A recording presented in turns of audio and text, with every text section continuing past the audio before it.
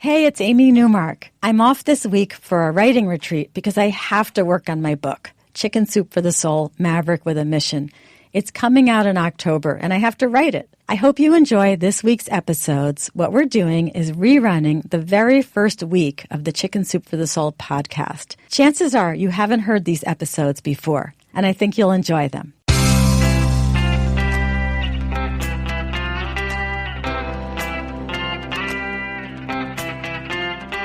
Changing your life one story at a time. This is the Chicken Soup for the Soul podcast with Editor-in-Chief Amy Newmark. Hey, it's Amy Newmark with your daily dose of Chicken Soup for the Soul inspiration. This podcast is my way of sharing everything I've learned as author, editor-in-chief, and publisher of Chicken Soup for the Soul. It's a job that I've been doing for 8 years. I love it. I love my stories. They've changed my life, and I think they can change your life too. They're all true stories, which is what makes them so awesome. And that's why they have such an impact on us. And what I love is that they provide easy to implement, actionable advice, super easy tips that you can use to improve your life, because these are stories from regular people who are passing on their best tips to the rest of us. And by the way, we get thousands of stories submitted for every book in which we only publish 101 stories. So we really have curated like crazy to get you the 101 best stories on each topic, and therefore the best tips for you to improve your life. So let's dive right in today. In my first podcast, I told you about the number one thing that you could do for yourself this year, and that is to be kind to yourself. And then I told you that I'd pass on another life-changing tip to you today, one that you can accomplish in 1 second. So here we go. Your second resolution, one that will require no time and effort at all, and that is to use the power of smiling. We've published a lot of stories about the power of smiling. Our writers have discovered the power of smiling, so it's a big theme for them. And one of my favorite stories about smiling is by Christy Trondal. It's called Let's Face It, and it's in our book about resolutions. Our book is called Chicken Soup for the Soul, My Resolution. And in this story, Christy says that she walked into a local convenience store one day. She was in a big hurry because she had her 6 kids waiting for her in the car. That's her 6 kids, so you can imagine the mood she was in. And she was running in to grab milk and bread and all of that. And she heard the cashier whisper to her coworker, "What a crabby-looking lady." So Christy was intrigued, and she started looking around for the crabby-looking lady as she hurried around the store, all stressed. And then she saw the crabby-looking lady, and the lady looked like she had just smelled something really bad. Her face was tense, and her mouth was like in a thin line straight across.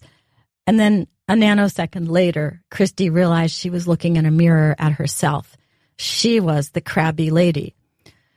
So she was really upset, but she held it together for the rest of the day. And that night, after she got the kids to bed, Christy threw herself on her bed and she sobbed. She was the crabby lady. And in high school, she had been the girl voted to have the best smile. So Christy made a simple resolution to smile. It took practice, but over time it came to her naturally. And now I have to remind myself to smile because I know it will come through in my voice. So here I go, I'm smiling. Christy's hallelujah moment came when she walked into a coffee shop a few months later after practicing her smiling for months. And when she walked into the coffee shop, she overheard the cashier remark to a coworker, "There's that happy-looking lady again."